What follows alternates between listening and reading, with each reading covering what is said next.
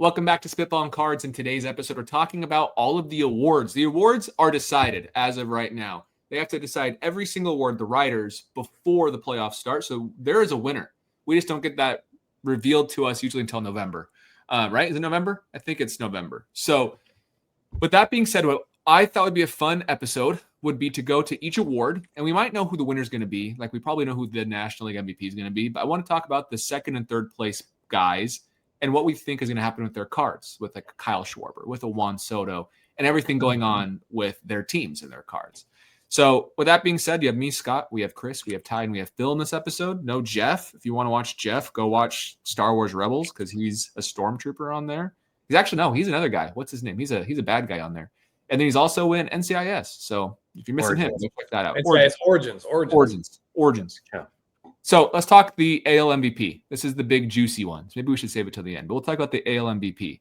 Cal Raleigh versus Aaron Judge. We have the switch hitting catcher with 60 home runs versus Aaron Judge, who is Aaron Judge. What are your thoughts? Who do you think is going to win the MVP? First, let's discuss that. What do you think, Chris? I mean, it should be Aaron Judge. It probably will be Aaron Judge, but the Cal Raleigh story is the better story. You know, we got a guy who plays catcher, and he plays in Seattle for the Mariners. Just hit 60 home runs. Like, that is just completely insane. That it's a franchise that's never had offense, since they moved to that stadium. And it's really, really cool. Well, that might not be entirely accurate. I guess in 2001 they had offense, but they haven't had offense in a long time. And suddenly here comes Cal Raleigh with 60 bombs. It's a great story. So I could see him getting a lot of first place votes just on narrative, which used to be a much bigger deal than it is today, but it's probably going to be Judge. Okay. I mean, we're talking about a 7 home run difference where like everything else on this side is Judge. Everything else. Batting average 331. Everything's higher. I know the arguments, and I really like Cal Raleigh, and I was smart enough to draft him in fantasy, and there's a lot of things to like. He's got a great personality. But I just think it's Judge. I don't really think it's that close even to be. I mean, it is close, but not as. I don't think it's like a coin flip like everybody's making it out to be. I think it's pretty compelling that it's Judge. Phil? Yeah, I think the lean is Judge here, and I think it became more clear with like 3 or 4 games left in the season, actually, with what Judge did and what Raleigh did not do. As you can see here, there's a big WAR difference, and yes, WAR isn't the end-all be-all for how these guys vote, but it does tend to streamline things, especially when you look at that offensive component WAR, which is reflected right there with the OPS plus at the bottom. Correct. 215. No, not Aaron Judge's best season, unfortunately. Maybe not even his second best season based on that metric, probably. But that's insane. He had a 200-point OPS advantage over Cal Raleigh, almost. It was over 200, I think, with like 2 games to go. On base percentage, 457. Next highest in the majors was under 400. Batting average, 331. The next best batting average in the major leagues, I think it was a tie, we said, between like Jacob Wilson and Bo Bichette, and they were like 20 points behind him. Not even close. So this day and age, 330, really impressive. Did not play catcher, did not play a physically taxing position, which made it really, really not conducive for him to have like 60-plus home runs, which is what Raleigh did. And Judge missed time, but accumulating that WAR, as you can see here, there's a difference of over 2. The FanGraphs, so this is actually the FanGraphs calculation. Baseball Reference was a little bit closer. I think the difference was like 1.1. But still, to have a 1+ difference and to have the better offensive component of WAR versus Raleigh, and to do it in fewer games makes it almost more impressive in a way. An argument second best, by the way. It's 225 OPS plus last year. Okay. with a lower WAR, but yeah. So we had the favorable, just the games missed, I'd assume, plus the DH adjustment because he DH for a little bit. Well, he had similar, yeah. It was the DH adjustment that killed him. Yeah. Yeah, so the favorable ballpark, the favorable environment that he plays in, that's all adjusted for in WAR. It's adjusted for in OPS plus, or at least they try to.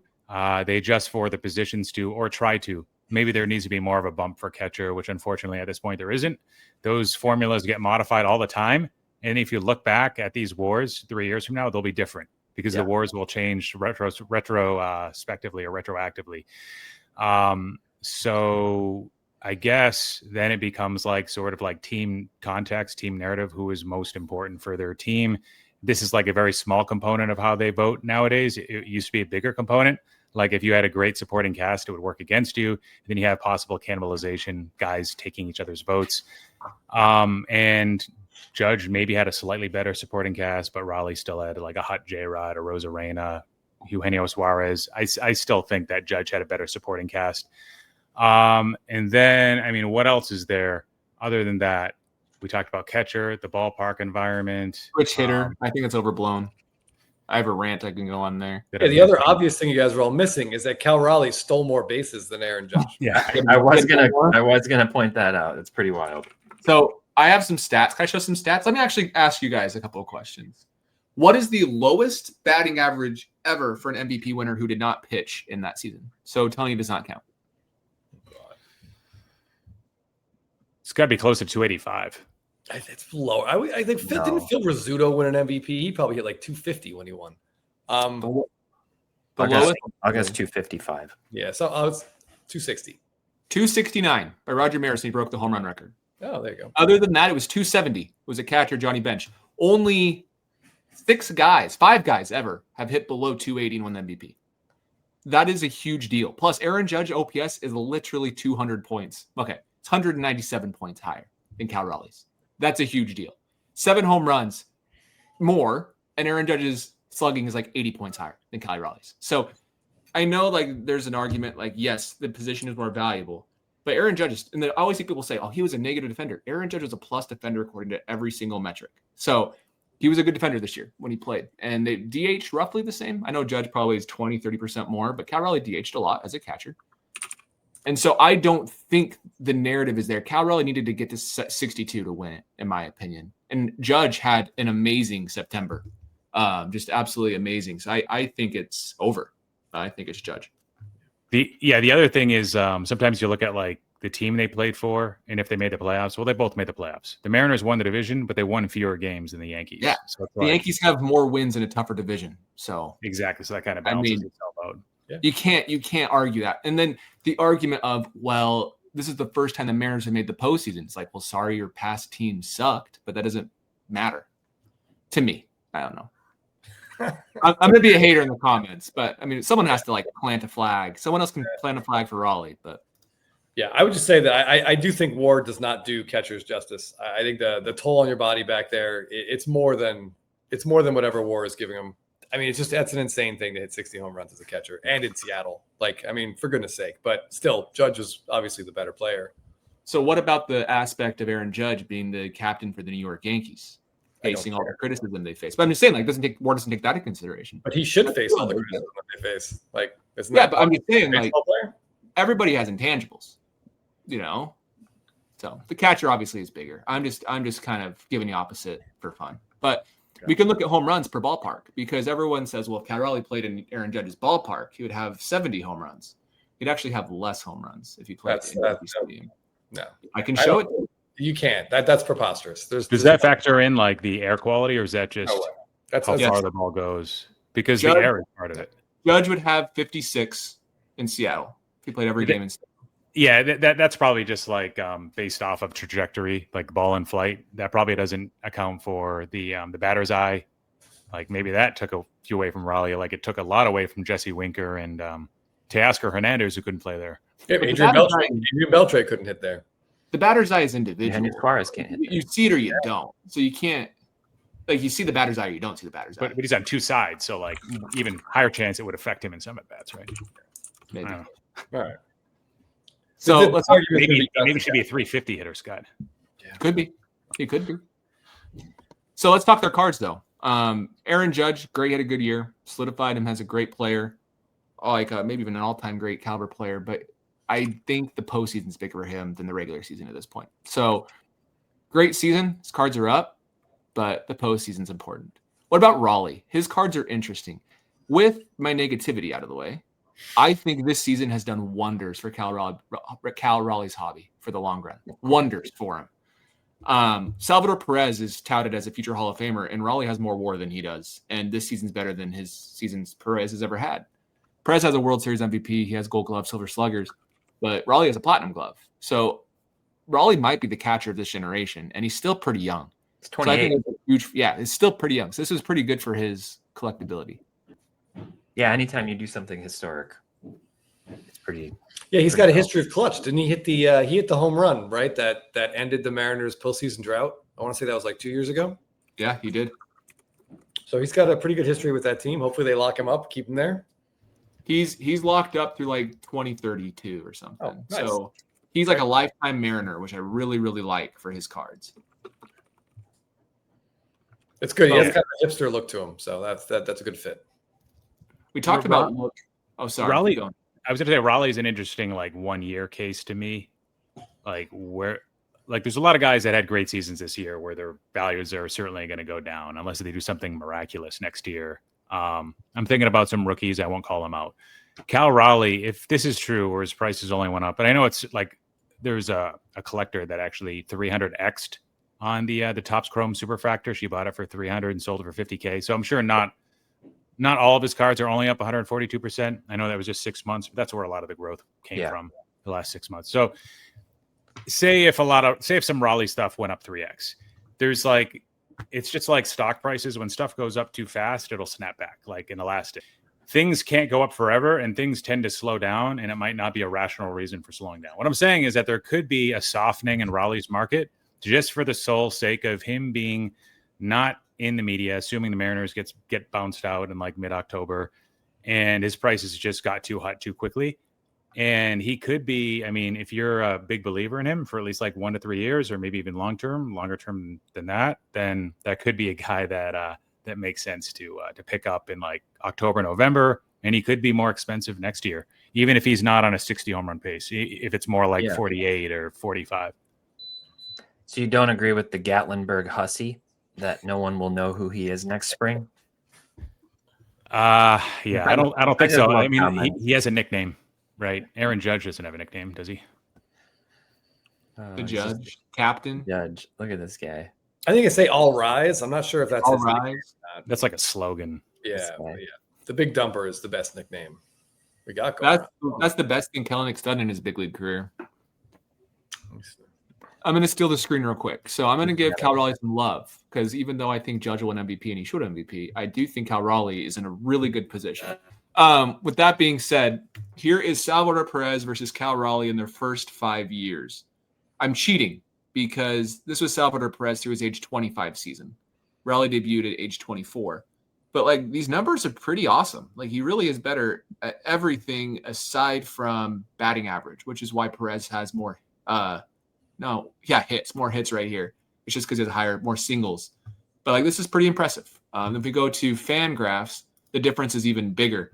So Raleigh's already at 22.9 FanGraphs WAR. FanGraphs WAR is the better WAR to use to measure catchers because it takes framing into consideration. So Baseball Reference WAR doesn't really take that into consideration, but this does. This is by far the better WAR for looking at catchers. That's why 9.1 is extremely impressive, one of the higher catching seasons of all time. With that being said, we can look at Salvador Perez. He has 18.9 WAR for his career because FanGraphs hates his defense. Hates it. They don't think he can frame to save his life.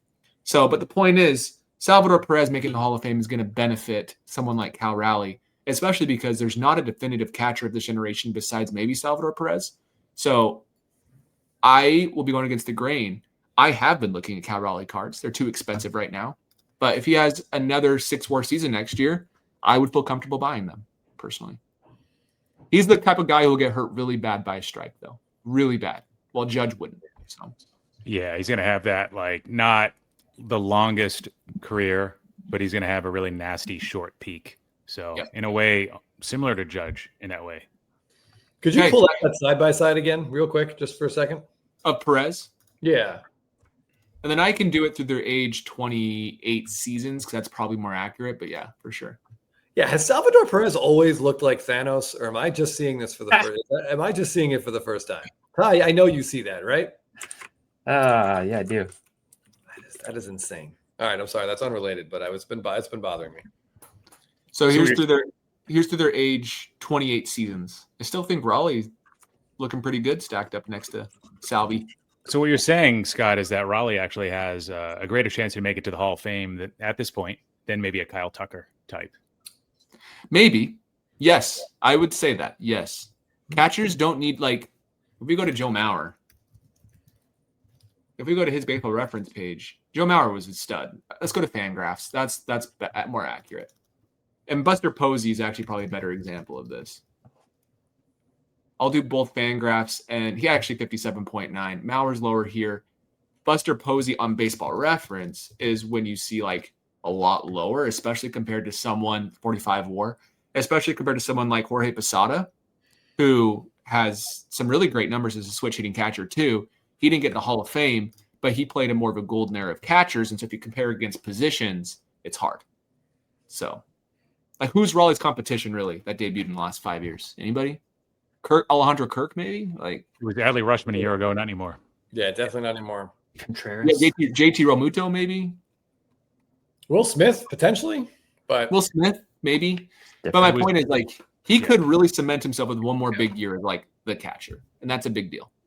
Yep. One-team guy, the big dumper, all-time catcher home run record, 60 home runs. There's a lot you can sell. Perennially loved, like maybe gets to like Joey Votto, sort of.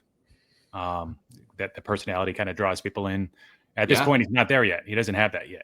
He has some appeal, but people just consider him like a one-hit wonder catcher. A lot of people do, and I think that could be not the best way to look at it. It's not fair. He had 6 WAR the last like 2 years each, 5 to 6 WAR. So like he's been good, and if he repeats those last 2 years in the next 2 years, that gets him 12 more WAR. I know. So as much as I think Judge should win, I really do think Cal Raleigh is very interesting. His dynasty cards have been very interesting to me the last little bit. Yeah, I thought about picking up some 2019 Bowman Chrome hobby boxes, which literally has nobody else in it except for Cal Raleigh. Maybe a few rookie cards, but first prospects of nobody. So, and I'm thinking about doing that now when it's arguably a high point for his market. But do we all agree you should wait until after the playoffs? yes. If he goes off wins World Series MVP, that stinks. You missed it, but just play the odds game of it not happening is my advice. Yeah, Sure. and if you need one and you don't want to spend the money right now, go look at Jorge Posada's cards. They are very affordable, and he is going to end up in the Hall of Fame at some point. Some Veterans Committee will put him in. I would make that bet. I think deservingly so. Yeah. All right, this one's not quite as interesting. Obviously, Ohtani's Ohtani. I don't think we even need to talk about him. But let's discuss Kyle Schwarber. Kyle Schwarber, for a few days, was the proclaimed MVP by fans in the media when he was going crazy and had that 4 home run game. And then he kind of slumped. But Kyle Schwarber's case for the Hall of Fame is 500 home runs. Can you, by chance, open up just his baseball reference page, Ty? Yes, I can. Here. He was so close to a 5 home run game. I think it was Braves position player. He popped up, but he had it. It was right there. Scroll down a little bit. He's at 340 home runs. Yep. So do we all agree 500 home runs will get him there? Or is that too black and white? Every clean 500 home run guy is in the Hall of Fame. Do we think that could be the case for Schwarber? Yeah, I don't see why not. Well, with Stanton, didn't we kind of say that it wouldn't be a lock if he got to 500 because of his WAR, and Schwarber's got some of the same issues in that department? Or do we not agree with that either? I think Stanton would get in with 500. His issue is more his age, that he won't. Go ahead, Chris. I was going to say I would not vote for Stanton, but he probably would get in. I think Schwarber gets a bump for being part of that Cubs team. That broke the Cubs curse. And he wasn't just there either. He was a big part of it. And then disappeared for like the next year where everybody thought he was the next coming. But yeah, I mean, this is where it's tough. It's tough to understand the trajectory because it's not linear with these guys, and guys switch places. At one point, we thought Xander Bogaerts was on that track, and then not home run wise, but other stuff. So at one point he was on that track, and then he stopped performing. Yeah. Schwarber needs to stay in Philly too. If he signs with another team, that would give him what is that? 4 teams? Cubs. That'd be 5. Cubs, Red Sox, Phillies. Who am I missing? Who's the other one? Washington. Oh, that's right. Briefly. Yep. Yeah, so hopefully he'll stay in Philly, for his sake and for that team's sake. So here is Kyle Schwarber for the last. This is all data. Let's do the last year. For the last 12 months, he is well up with his Bowman Chrome PSA 10. He's up 500% from $300 to $600. His blue Bowman Chrome autograph. There's only been 2 sales, and the last one was in August. But then his Bowman Chrome autograph refractor raw. Let's actually bump this to a PSA 10. Is there any sales? No. Let's bump it to a BJS 9.5. Is there any sales? No. We'll keep it raw, I guess. But the point is, he's up. But there's still like there could be some room, but I wouldn't feel comfortable paying $600 for Kyle Schwarber's PSA 10 Bowman Chrome autograph. Is that above the Kyle Tucker Mendoza line? Ooh. What's Kyle Tucker at, so. Phil? Do you know? I don't. Let's throw him in there. Oh, look. He's at 363. What'd you say Raleigh's or Schwarber's at? 600. So I mean, pop 136. I can't see what the pop is on Schwarber. So he's above the Tucker line, barely, recently above the Tucker line. So he broke through. Very interesting. Okay, what do we think? Would you guys buy his cards? No. Phil? Yeah, I don't think so. I don't think so either. No, he's still just going There's to be so many overshadowed. other players you can buy. That's the thing. It's like you can look at it in a vacuum, but like if you just consider the opportunity cost of other players, I just don't see it. Yeah, it's hard to take a guy seriously when real MLB organizations don't take him seriously. Like if you look at his contracts the last few years, the Red Sox threw him away like he was a piece of crap, like VHS rental that earned 1.5 stars out of 5. Like we're just like, all right, we don't need this guy, but he was good for us too, and he was probably a great clubhouse guy. He had the whole Kyle from Waltham thing going on. Like, I guess we were like, well, the WAR says he's a negative value player, so he must be a negative value player. Let's get rid of him. Well, what's interesting is if you were to make a top 5 players in the postseason that you don't want to see your team like trying to pitch against in a big moment, like Schwarber's, he's on a short list. Yeah, he might be. Can you imagine that Red Sox team, though, if you had extended Schwarber and didn't dump Devers? You'd have Devers at third and Schwarber at first. That might be the most entertaining, if not ideal, corner infield setup ever. Bunts being dropped all the time. Yeah. Oh, just straight, just nothing but bunts. Yeah. Okay, Schwarber's played 69 games in the postseason. Want to guess how many home runs he has in the postseason? Oh, a decent number, I think, right? I'd say less than George Springer, who we talked about in our last episode. Really? How many does George Springer have? Let me look that up. I mean, George Springer had how many games has he played? Did you say 69 games. 69 games. He's got a lot. Schwarber's got to have like 17, and then Springer is probably like 23. I feel like 13 for Schwarber. Schwarber, I'm going to go 20. He's had some big games. Ty wins 21 for Kyle Schwarber versus 19 for George Springer. And how many games for Springer though? 67. So 2 more games. So if he hits 2 home runs in those 2 games, he can tie Schwarber. So Schwarber's almost a home run every 3 games. Yeah, that's outrageous. Like every 10 at bats. I can show his postseason stats. They're exactly what you would expect. Here's what's his face? Springer. Here's Kyle Schwarber. 237. 237. His 162 games played pace is 49 home runs. Pretty cool. Say if he wins the NLCS MVP, how much do you guys think his values go up? NLCS? I mean, we saw a big bump for Harper. He's already up a lot this year. Mm-hmm. Yeah. And down a little bit since he lost his way in the MVP. Yeah. How much would he go up? Probably 20% from where he is today, briefly. So back up. That's all right. Yeah. I'd say like 20, 30%. Yeah. Still under his highs from this year. Mm-hmm. Is what I would say. Yeah. You got up to 1242. Unless that's an outlier sale. Okay, and another guy I want to talk about is Juan Soto. Juan Soto. He had a weird year. Really good year, right? So here's Juan Soto. He's a yellow. He's way above. He's sitting at $2,200, and he's down 16% year over year with a 43-38 season. 43 home runs, 38 stolen bases, which is crazy. He led the National League in stolen bases. He stole more bases than Ellie De La Cruz and O'Neal Cruz. Yeah. More than Trey Turner, more than anybody else in the AL. It's crazy. I told the Juan Soto guys this in my IG thread. I was like, it's good that he didn't win. He didn't get 40-40 or else he'd become a meme because of that.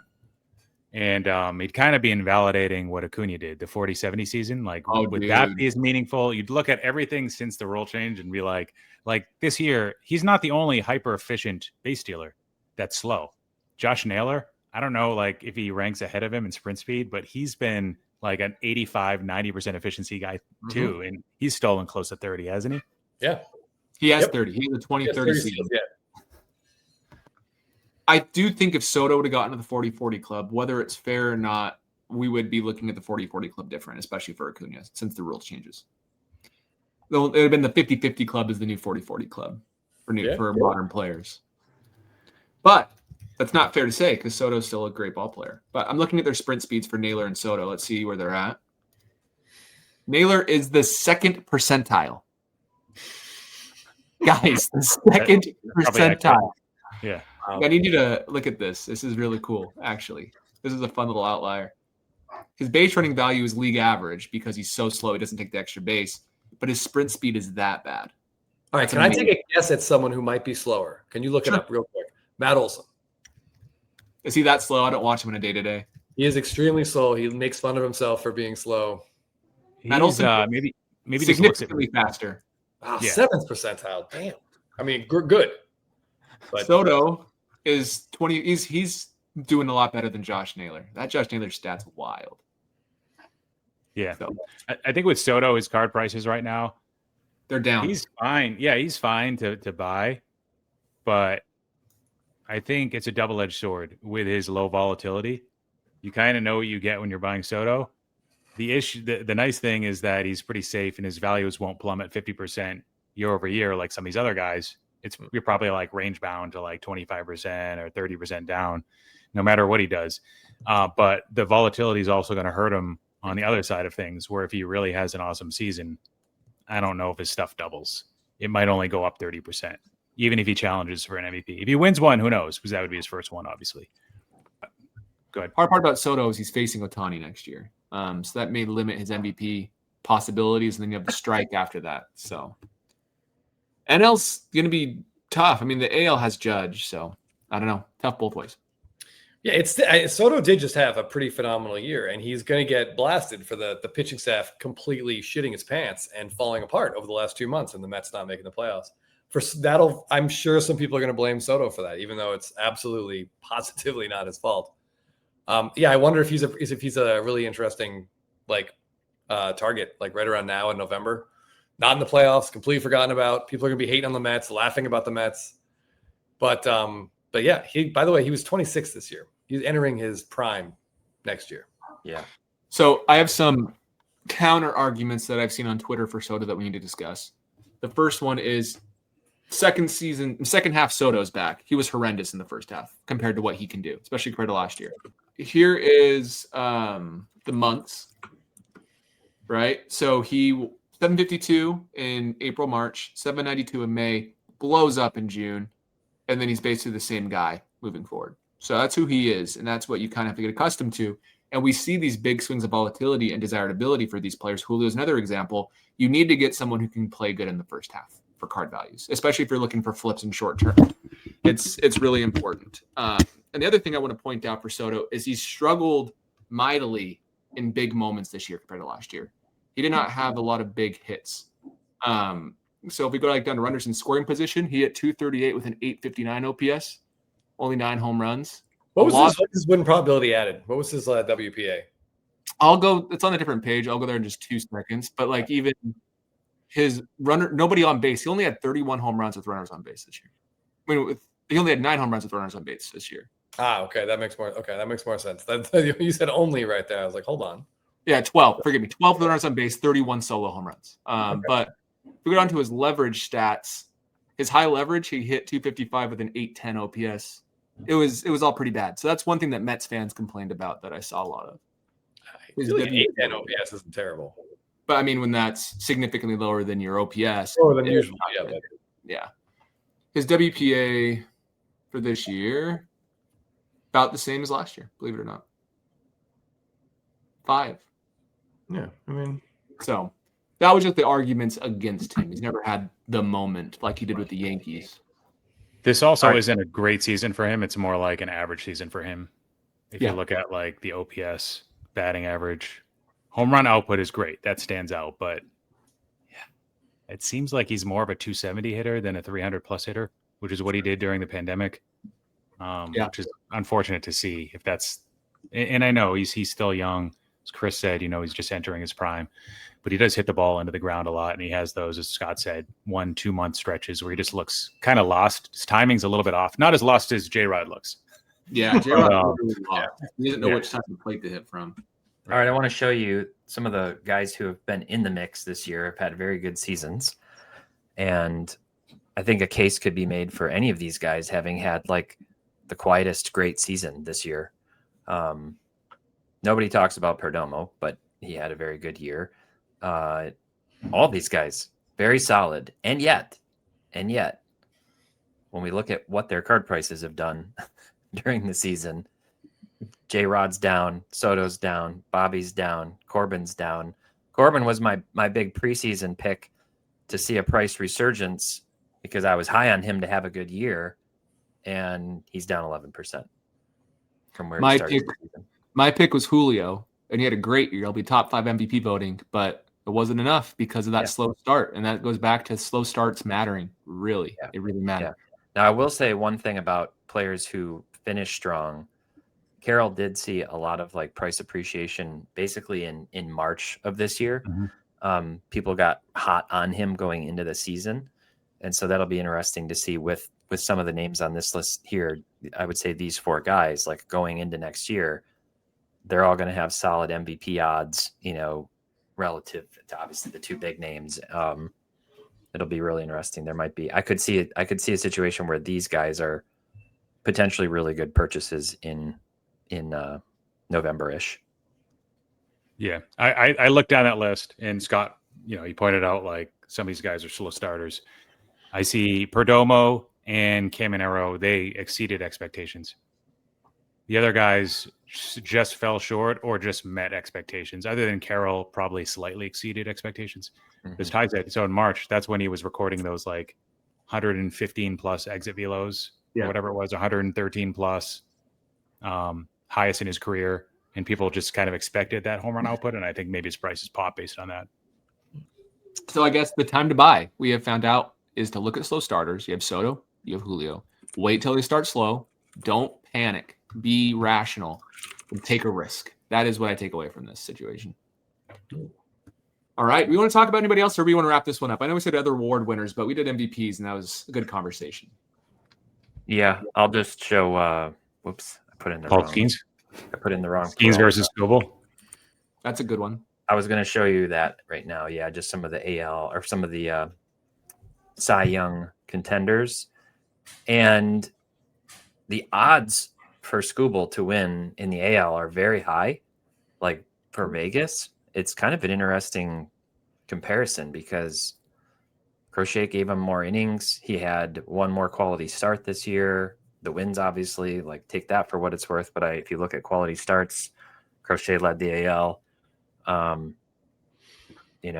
That's an interesting one. I think you could make it. I mean, you guys know I love Skubal, but just being objective, I think a strong case could be made for Crochet. But what Skeens just did, ignoring the 10 and 10, that was just pure and utter dominance. Insane. 2.17 ERA plus. It's always hard for me with Cy Young voting. It feels like it's more about the vibes than anything else. It's about the strikeouts, the innings, so WHIP isn't listed here, Whip's but like innings matter a lot. Strikeouts do, and as a result, strikeouts per inning, ERA, WHIP, wins don't matter that much anymore, and obviously like the team record doesn't matter at all. So like the team context isn't supposed to be taken into account for the Cy Young. And they might actually be introducing over the last few years like FIP and some of like the more advanced ERA stats to try to remove some of the luck for the first time. I think I've been seeing that a little bit. So maybe maybe that's where it stands out more in Scooble's favor. Yeah. And opponent batting average is something that would probably matter too. Yeah. Scooble did lead the majors in WHIP 0.89. So that's real good. yeah, it's pretty good. Not bad. Doesn't walk anybody. It'll play. Yeah. 241 strikeouts with 33 walks. That's not bad. Yeah, that's a big one. The K to walk ratio is, and that feeds into the advanced like ERA plus, FIP, Sierra. It's interesting to see that WAR doesn't really matter.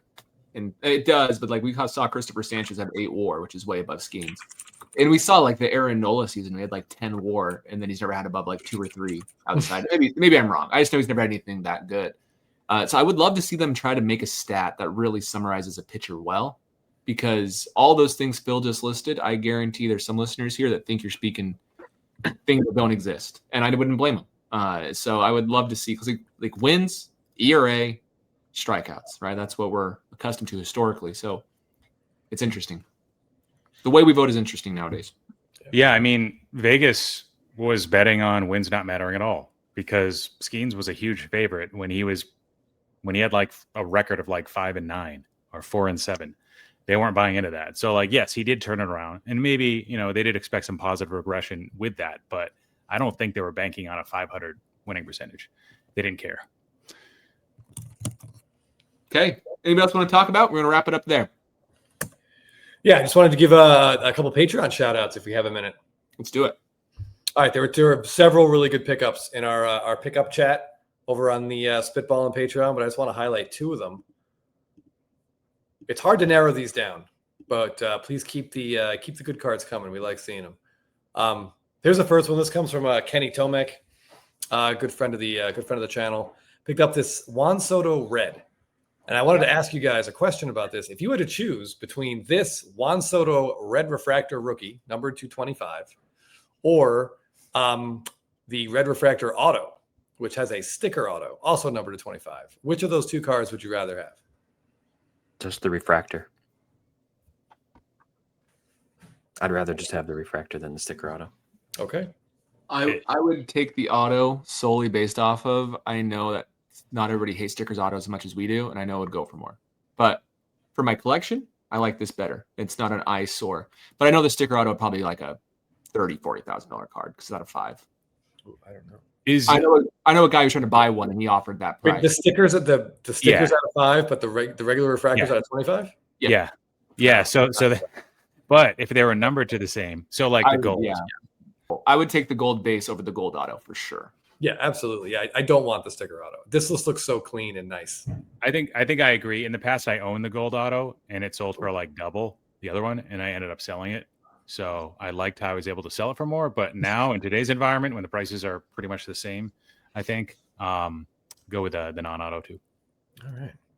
Well, congrats, Kenny. That's a really cool card. Kenny, that's awesome. And he got it for a really good price. I feel like I don't want to say what he paid for it, but a price that I think he could get some real growth out of if he wants to sell it. Yes, I agree. I was watching that as well. Just If you want to know what Kenny paid, go check out. Yeah, it was on eBay, I think. Or join our Patreon. We'll tell you there. Ah, yeah, there you go. All right. Well, one other. There's a gentleman in there who is attempting something that it's got to be the most like bold, outrageous collecting attempt that I have seen this year. This comes from, let me make sure I get the name right, Jason Phelps. And he is going for the 2024 Heritage High Number Gold Refractor set.